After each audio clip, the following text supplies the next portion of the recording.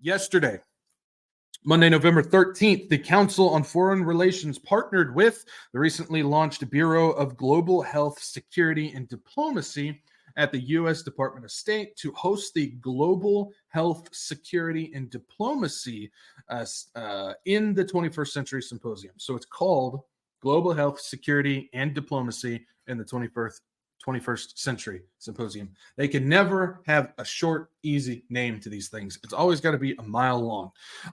This meeting was a who's who of global elites coming together to discuss various topics, including COVID, AIDS, the pandemic treaty, which is something that people seem to have forgotten about recently, the health amendments, another thing that's been forgotten about, the pandemic fund, and climate change. So let's go ahead and take a look at some of this stuff, just kind of roll through it, kind of give you an idea of who all was there and all that jazz. I've got a couple of videos as well that I'll show. But this is from the Council on Foreign Relations, Global Health, Security, and Diplomacy in the 21st Century. And of course, they got to try and make it as frightening as possible. Yes, the men in the emergency. Every time I see those things, I just think of Back to the Future. And he's blasting Led Zeppelin not Led Zeppelin, Van Halen. That's right. Okay. Sorry. Little sidetrack there. Let's take a look at some of the people. It might be small. I know there's not really any way I can blow it up any bigger and make it fit and stuff. So just hang with me. But some of the people, again, you might not recognize the names. I just want to take a look at where they're from, though. The first one is that Ioade Alagia. I think that's what it's called. Special envoy for the access to the 2020 tool accelerator and part of the World Health Organization, of course. So we got them. You might also see you have Fauci over there at the bottom right. Fauci was a part of this thing as well. Hold on. Let's see if I can. There we go. Sorry, little technical issue there. I got it fixed. Then you've got the Ambassador for Global Health of France, Anne-Claire Amprou. Then there's another one I wanted to point out right there. Nidhi Bori, Deputy Assistant Administrator for Global Health and U.S. Agency for International Development. You got Winnie Bianyemi, I think, Executive Director, Joint UN Program on HIV/AIDS. So you got the UN involved with this as well, of course. And I think that's, Mandy K. Cohen, Director for the CDC. So we've got her there as well. Let's see, take a look here. Okay, let's see. We've got Paul Fredericks, Director, Office of Pandemic Preparedness and Response Policy. They're usually headed up and connected to the WHO and the UN.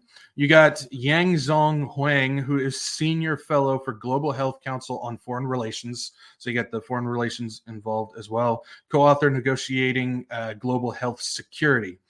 Then you've got Tom Frieden, Senior Fellow for Global Health Council on Foreign Relations, President and CEO of Resolve to Save Lives, an initiative of Vital Strategy. He was also the former director for the CDC as well.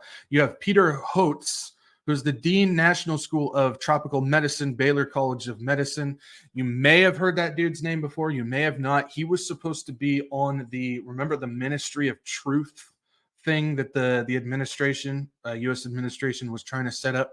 Well, he was the one that was going to be part of the health sector of that Ministry of Truth. So he was involved with that as well. You've got Chikwe, not even going to try and pronounce that last name, Assistant Director, General Hub for Pandemic and Epidemic Intelligence, World Health Organization, of course. Dean Kessia, Director General, Africa Center for Disease Control and Prevention. And let's see, anybody else on this one? No, I think that was all I really wanted to point out on that one. Let's take a look at this. Benedict Orama, President and Chairman, African Export-Import Bank. So you've got banks getting involved with this, which is very, very curious, because then you got Rita Roy, President and Chief Executive Officer of the MasterCard Foundation. Why do we have these people involved. That's interesting. Lois Pace, Assistant Secretary, Office of Global Affairs, U.S. Department of Health. So we got the U.S. Department of Health. Then you've got Jean-Arne Rottingen, who is Ambassador for Global Health Norway. He's there as well.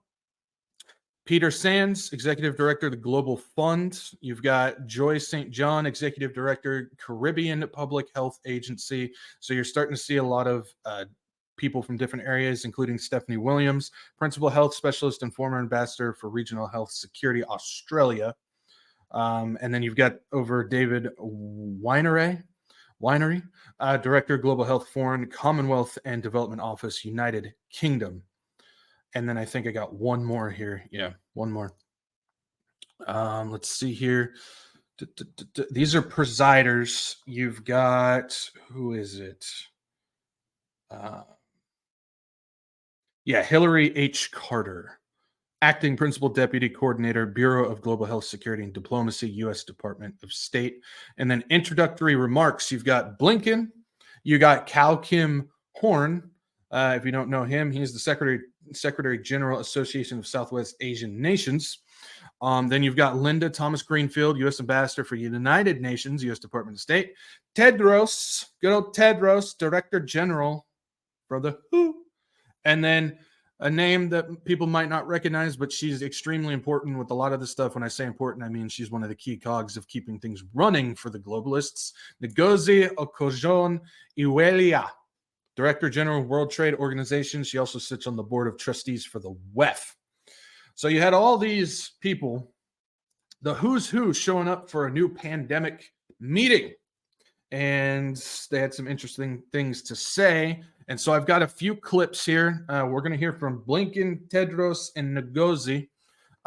They've got some different aspects that I want to point out. I didn't see all of the videos. There's a ton of them because it was an all-day event, but I watched a couple hours of this stuff, and I found a few things that I think are pretty important to point out. So we're going to start with Blinken. Hey, Blinken. Not a Blinken. Hey, Blinken. Here we go. Second, we're rallying international support for the World Bank's Pandemic Fund, which will help us respond to future health threats. Already, the fund is undertaking vital work to build up regional disease surveillance networks, create early warning systems, and expand public health workforces around the world. Since the fund's launch a year ago, the United States has contributed $450 million, about a quarter of its total contributions to date, and will continue to work with partners to mobilize additional support. Third, we're strengthening our global health security infrastructure for the long haul by helping modernize existing institutions like the World Health Organization. We're working alongside other WHO members to amend the international health regulations, to negotiate a pandemic accord, and to take other steps to ensure that we can address future health threats with speed, coordination, transparency, and equity. And there's more that we're doing. Creating regular opportunities for foreign ministers to meet and coordinate efforts. Building greater health expertise throughout our own diplomatic corps, here in Washington and in posts around the world. Weaving together and updating partnerships to tackle emerging health threats, as we'll do next month in Dubai, where ministers will meet to discuss issues at the intersection of health and climate at COP28. For example, the rising risks posed by more frequent extreme weather events. It's the climate change, everybody. It's the climate change. It's killing us all. So a couple things that he specifically mentioned: the Pandemic Accord, which is that treaty which takes all sovereignty from anybody connected to it, which we know pretty much everybody is, almost everybody. So he's making reference to that. He's also talking about the international health amendments, or the regulation amendments that he's going to do with that, which again is taking basically independent sovereignty away from people. Just that constitution that we have in the United States, just go ahead and rip that up, because that doesn't apply anymore to these people. And of course, he's blaming like climate change and all these things. So that Pandemic Accord, which that was the hot topic about 6 months ago, which hasn't been mentioned and has been forgotten about recently. May's coming up fast, guys. May's coming up fast. So let's hear from Tedros. What does Tedros have to say? The world was unprepared for this pandemic, and it remains unprepared. Meanwhile, threats to health are proliferating. Urbanization, deforestation, and intensified land use provide ideal conditions for zoonotic spillovers. Climate change is fueling the spread of infectious diseases. Complex and prolonged conflicts pose a critical risk to global security and health. And while scientific advancements carry great potential for humanity, they also pose a threat. Advances in biology, genomics, and gain-of-function research have made it possible to manipulate pathogens to increase their virulence, transmission, and resistance. Adding to these challenges is increasing public skepticism about institutions and science. No country or institution can address those challenges alone. We need collective and coordinated action.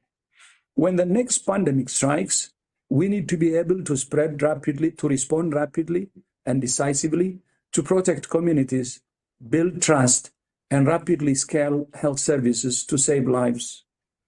For the past 3 years, WHO has been working with our member states on several initiatives to strengthen the world's defenses against epidemics and pandemics. As you know, member states are now in the process of negotiating a new legally binding agreement on pandemic preparedness and response and amendments to the international health regulations. The two will form the vital legal framework for a safer world. None of these initiatives alone is enough to keep the world safe. It's only their combined strengths and the combined strengths of countries working together. In our divided world, health is one of the few areas in which nations can work together across the ideological divide. And in that sense, health can be a bridge to peace.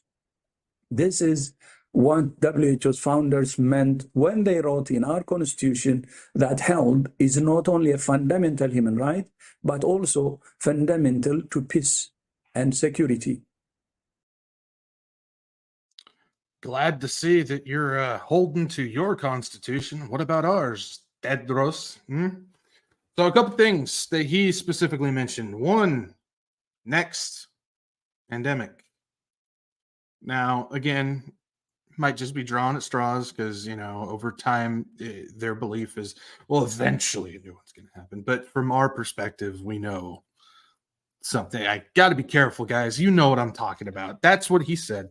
Then he also, again, made reference to the legally binding pandemic accord, pandemic treaty, whatever you want to call it, as well as the international health regulations, adding the amendments on there. So he also followed up with what Blinken was talking about. Hey, Blinken.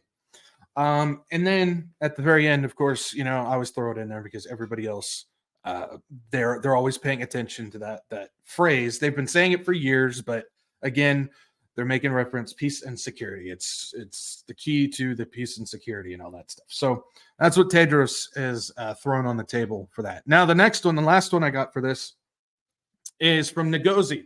Now, this one's a little bit different. She comes from the World Trade Organization, and again, she's on the board of trustees for the WEF and whatnot. But she makes reference to intellectual property.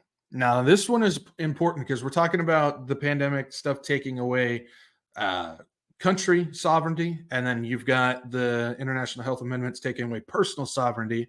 Well, she's going to make reference to taking personal items and whatnot. So we'll talk about it here, but just check this one out. It's a very interesting angle that she's bringing to this. I know there's a lot going on in the world today, but we cannot afford to let pandemic risk fall off the radar screen. We need a stronger political push in the WHO pandemic treaty process, as my brother just highlighted. We must also move ahead with diversification initiatives like the WHO World Local Production Forum to reduce the heavy geographical concentration of production capacity for medical products and better prepare for future crises.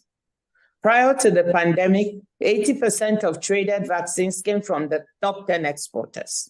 This concentration meant that a crisis in one major exporter was enough to disrupt global supplies. The vulnerabilities of global supply chains led people to think of reshoring.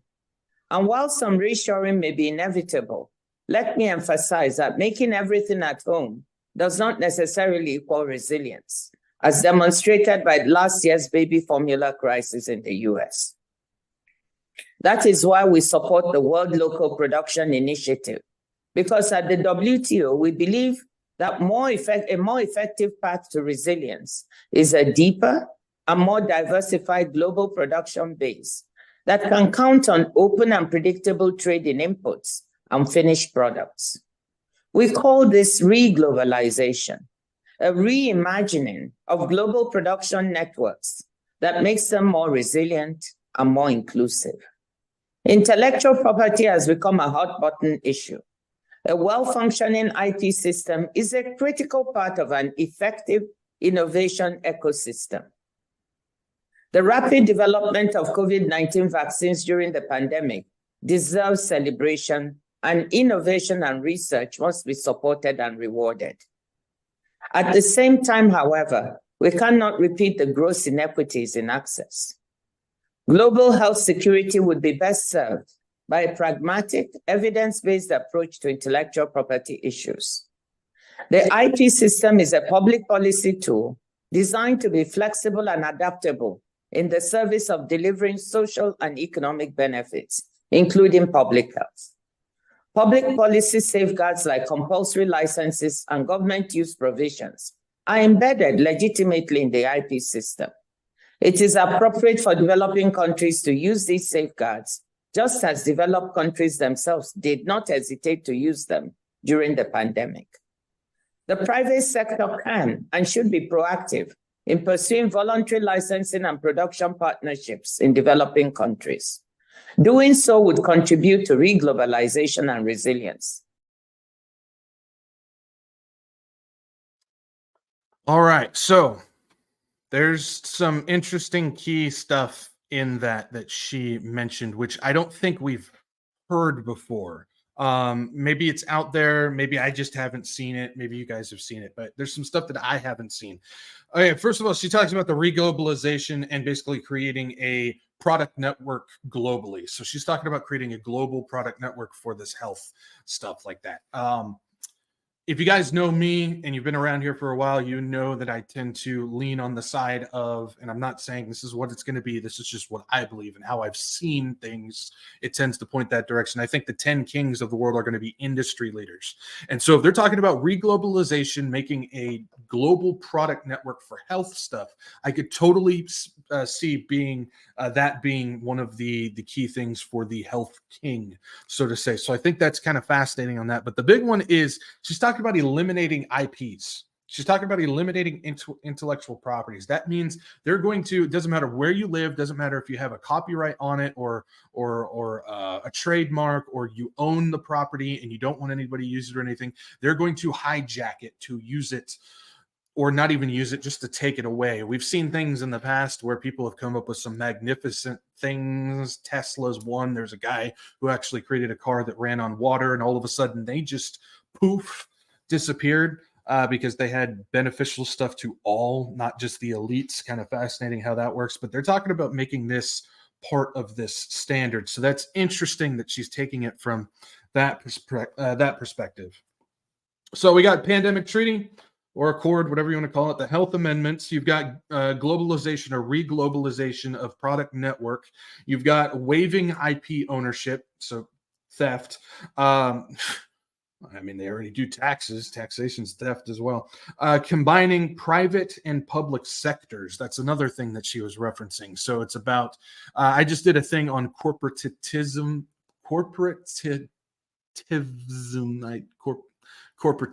but there's another way to say it.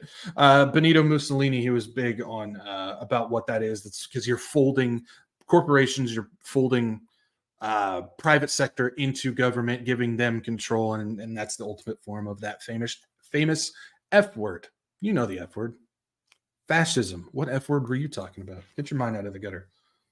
Anyways, so May is coming fast. I want to make sure that everybody remembers what's coming up, because basically they voted this last May that, oh, it's going to be finalized. We're doing this. And then May is when they're supposed to sign it into agreement and make it go active. So that's coming up fast. And yeah, things are going to get bit hairy, bit interesting when sovereignty starts getting taken away from countries and whatnot. But along with that, there's also the aspect of them maybe pulling something before May to basically say we need to do this because we have this new thing. I got to be very careful, guys. I got to be very careful. But they may pull something. Now, how I look at this, though, because if they were to pull something again, you noticed when 2020 happened, the entire world changed. There was no normal anymore. Things were not normal. People were not going about their daily lives. They were not doing things, just eating, drinking, marrying, and partying and going about their daily lives and just functioning in normal like society. So I always look to Matthew 24 when it specifically talks about the days of Noah. People were going about their daily lives. There wasn't anything catastrophic. They weren't having to be locked down. They were still going to work. They were eating and drinking, and they were marrying and all these things. And then the flood came all of a sudden. Well, that's how I look at what's going to happen when this rapture happens. So a lot of people are saying the financial crash is going to happen now, or a new thing is going to unleash now, and it's going to start changing all of our life. Well, that wouldn't necessarily fit in to what Matthew 24 is talking about. So if they are planning on something before May, I'm not saying they are, but if they are, it's a possibility. That means the rapture is just that much closer. So something to think about. Something to think about. I'm just giving you something to gnaw on, give you something to hinge on there in that perspective.